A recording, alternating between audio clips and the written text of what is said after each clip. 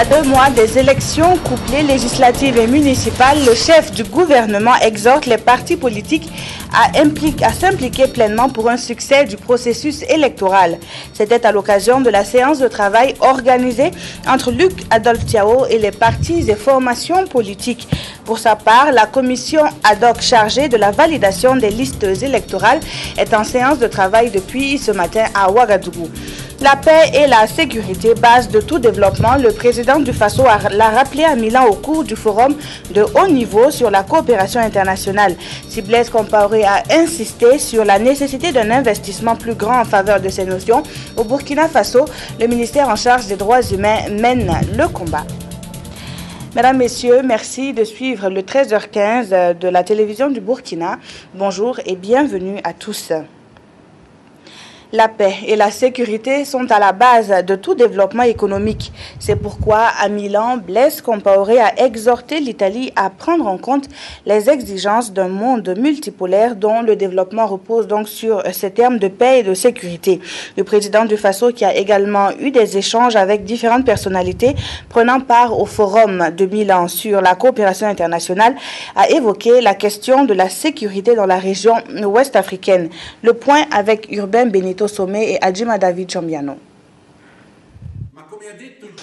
La sécurité et la paix doivent être mises au cœur de la coopération internationale. Le médiateur de la CEDEAO l'a rappelé à la tribune du Forum de Milan. Il convient de rappeler les menaces qui pèsent actuellement sur la région ouest africaine avec l'installation de mouvements terroristes au Sahel. Les risques réels de déstabilisation à grande échelle, la prolifération des armes et le trafic de stupéfiants sont source de grandes préoccupations et nécessitent des pays de l'espace Afrique-Europe une forte convergence de vues et une synergie d'action.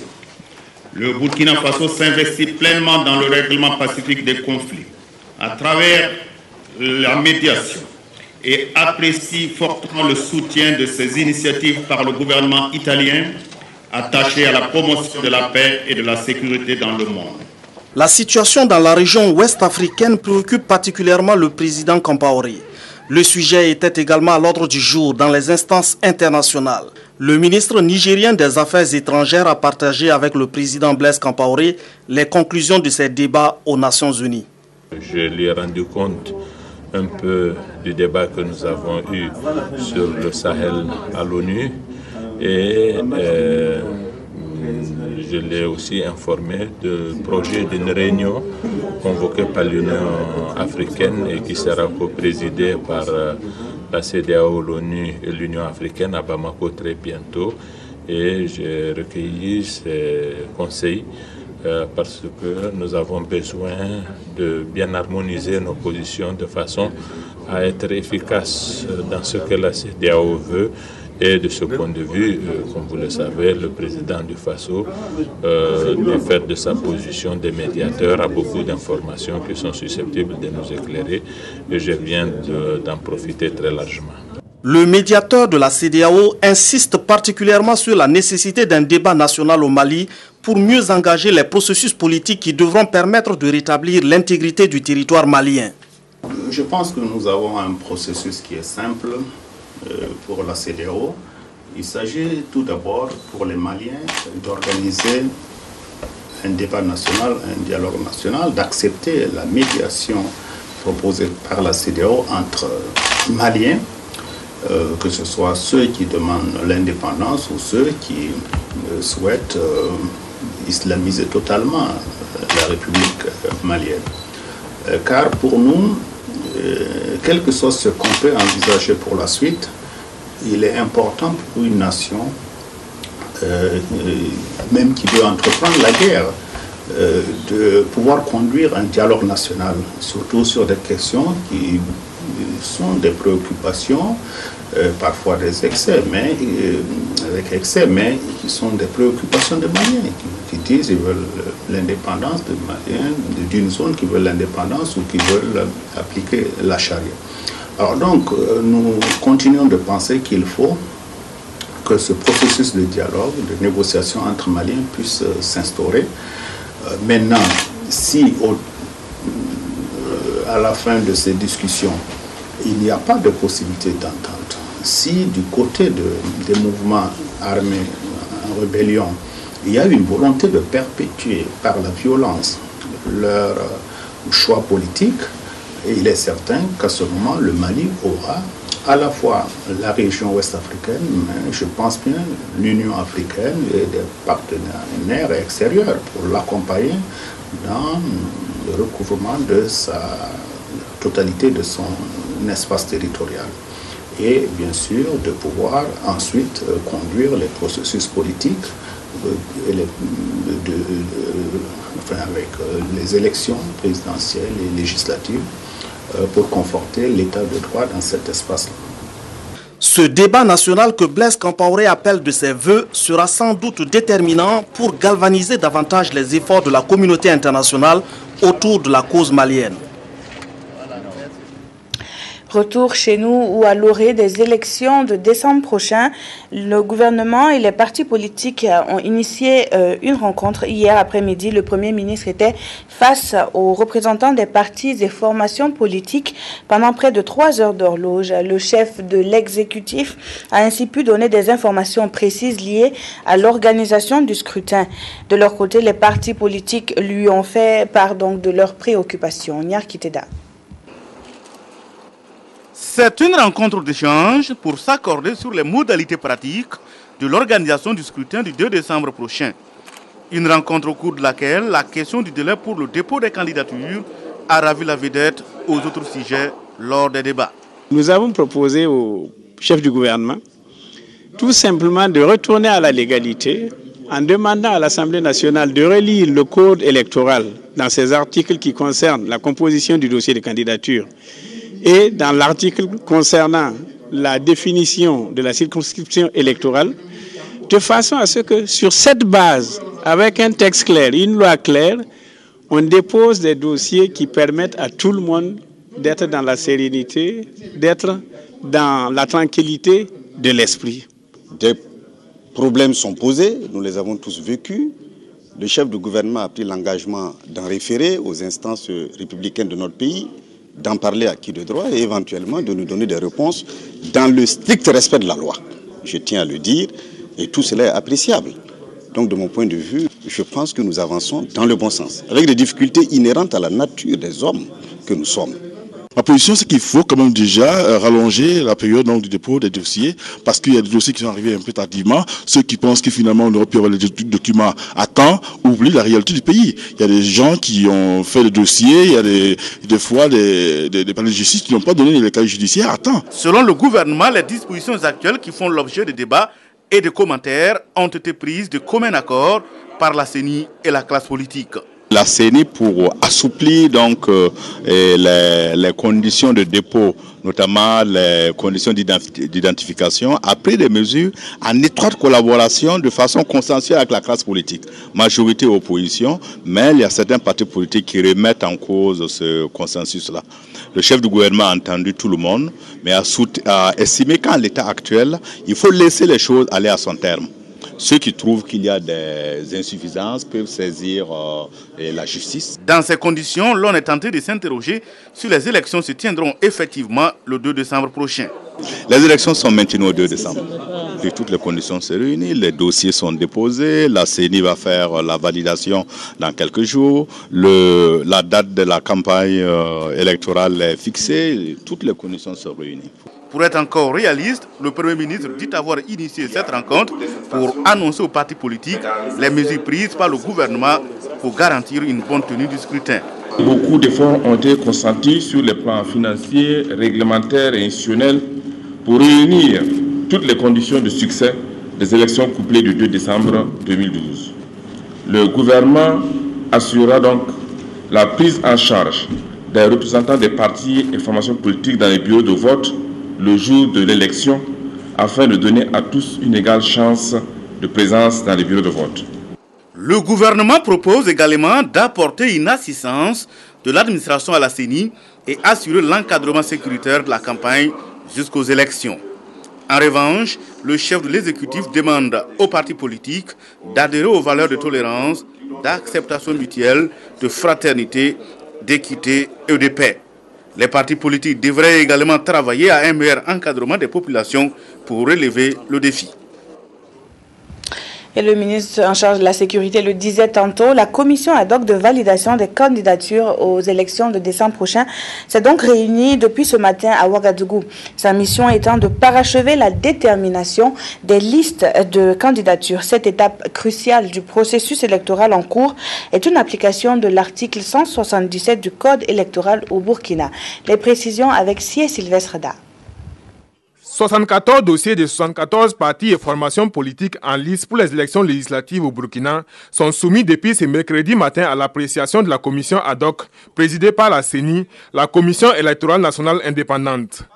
La commission, conformément à l'article 177 du Code électoral, se compose des commissaires de la CENI et des représentants de chaque formation politique prenant part au scrutin du 2 décembre. Elle procédera à la vérification des conditions d'éligibilité des candidats, des pièces requises, des listes présentées dans chaque circonscription électorale et de la régularité des partis et regroupements de partis politiques ayant déposé donc des candidatures. Au terme de l'exercice, la CENI doit être à même de publier la liste des candidats retenus pour prendre part au scrutin sur le fondement des conditions de participation tenant aux partis et regroupements de partis et des conditions d'éligibilité des personnes présentées par les 10 partis et regroupements de partis. Une vérification donc des dossiers dans le fond et la forme pour identifier toutes les situations de non-conformité de candidature qui pourraient entacher la suite du processus électoral. Et au vu du nombre important des partis politiques, les travaux vont se dérouler en sous-commission au nombre de 6 qui vont proposer les dossiers à valider en plénière. J'ose espérer par ailleurs que vous saurez, à ce stade du processus électoral, prendre la mesure de la situation, rationaliser vos divergences et vous entendre sur l'essentiel pour aller ensemble à ces élections. La vitalité de notre démocratie en dépend et se mesure à la capacité donc des partis politiques à proposer des initiatives favorables à l'épanouissement des populations. Les travaux dureront le temps qu'il faudra pour garantir la transparence et l'équité dans la validation ou non des candidatures, gage selon la CENI d'élections législatives crédibles. Quant à l'examen et la validité des candidatures aux municipales, l'opération se mène au niveau des démembrements de la CENI.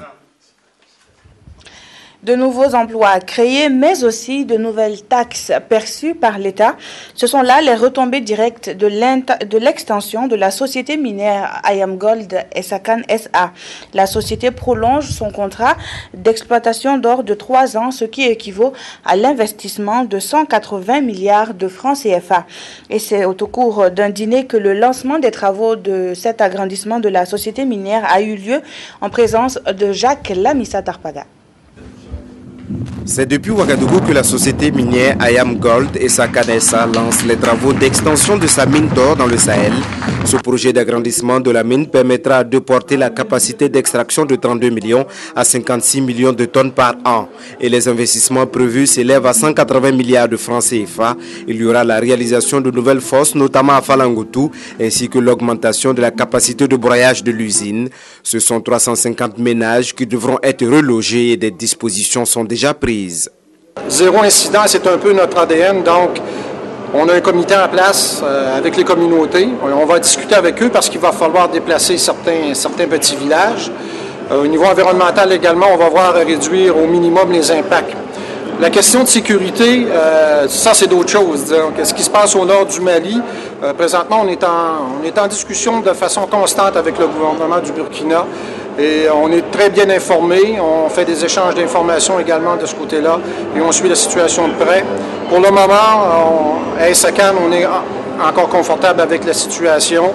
On prend nos précautions au niveau du site, donc on a mis des mesures en place. Le gouvernement également a mis des mesures en place à la frontière du Mali et pour le moment, ça se passe assez bien.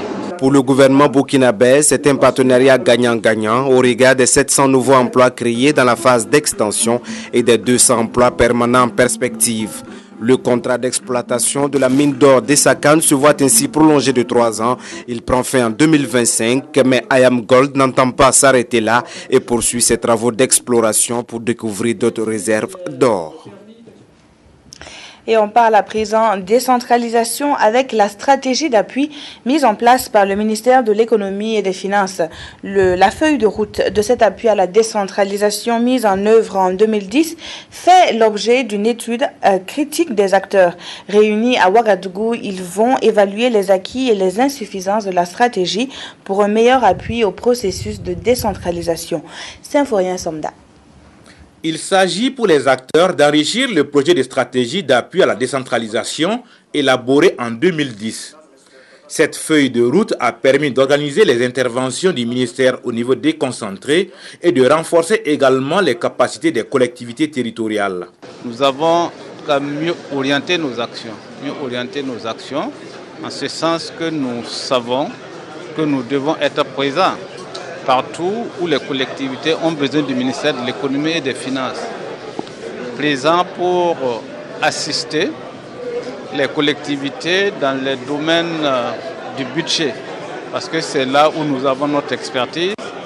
Présents pour les aider dans la mise en œuvre et l'élaboration de leur plan d'action pour le développement local et également pour aider à renforcer leurs capacités. Il est apparu nécessaire de revisiter la feuille de route à la lumière des 2 années de fonctionnement. À cet effet, le gouvernement a adopté la politique sectorielle de l'économie et des finances, POSEF. La POSEF confère une place de choix à l'accompagnement de la décentralisation.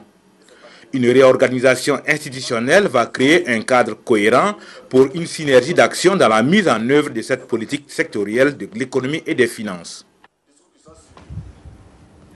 Dans ce journal également, des échos de la tournée entamée par le ministère en charge des droits humains qui entend renforcer la connaissance des couches sociales sur les notions de démocratie et de gouvernance. Cette fois, ce sont les partis politiques qui ont pris part à une formation portant sur la charte africaine de la démocratie, des élections et de la gouvernance. Une session qui tombe bien en cette période pré-électorale. Wendatak Nathalie Kaouri. La Charte africaine de la démocratie, des élections et de la bonne gouvernance a été ratifiée par le Burkina Faso en 2010 et il est en vigueur depuis février 2012. En ratifiant cette charte, le Burkina Faso s'allie avec ses pairs dans la promotion et la consolidation de la démocratie en Afrique. Les partis politiques étant les acteurs clés dans l'animation de la vie politique et dans l'éducation du peuple sur les valeurs démocratiques, il était important d'organiser une telle formation à leur profit. Dans la Convention, tout ce qui est nécessaire pour la consolidation du processus démocratique dans les pays est édicté dedans. Donc ça leur donne aussi des informations et ça leur permet de voir comment il faut qu'ils travaillent au niveau des différentes formations politiques afin d'aider l'enracinement de la démocratie au niveau du Burkina Faso. La formation va se dérouler en 2 jours et 6 thèmes fondamentaux contenus dans la charte seront présentés. Ces thèmes sont principalement relatifs au rôle et obligations des partis politiques dans la promotion de la démocratie et des droits humains au Burkina Faso. Au regard de la pertinence des thèmes et à la veille des élections de décembre 2012, l'espoir est que cette formation soit profitable aux acteurs de la scène politique aux fins de stabilité politique et de bonne gouvernance.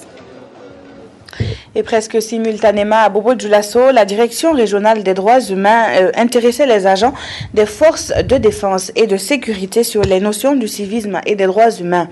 Eux ont assisté à une conférence afin de renforcer leurs connaissances sur l'application de ces droits. Le point avec Karim Sissé. Le Burkina Faso s'est engagé dans la voie de la promotion et de la protection des droits humains à travers l'adoption de la Constitution de juin 1991 et la ratification de quelques instruments internationaux et régionaux. Pour concourir à la réalisation des droits énoncés dans ces instruments juridiques, le ministère des Droits humains et de la promotion civique a organisé une série d'activités de sensibilisation à l'endroit de la population. La présente conférence de Bobo-Dioulasso sur le rôle des forces de défense et de sécurité dans la promotion et la protection des droits humains entre dans ce cadre. Cette conférence-là se tient au lendemain d'une crise sociopolitique qui a mis nos forces de défense et de sécurité au centre de la tourmente et qui a remis en cause de nombreux acquis en matière de droits humains, en matière de paix, en matière de tolérance et de notre vivre ensemble. C'est une conférence qui intervient également et la veille d'élections couplées où les forces de défense et de sécurité seront sollicitées pour le succès de ces consultations électorales. Donc vous comprenez pourquoi nous avons choisi de nous adresser à ce public cible-là, eu égard au contexte dans lequel nous sommes. À travers cette conférence, il s'agira donc pour la Direction régionale des droits humains et de la promotion civique des Hauts-Bassins de renforcer la connaissance des agents de défense et de sécurité afin qu'ils jouent mieux leur rôle d'avant-gardiste pour l'effectivité des droits humains au Burkina Faso.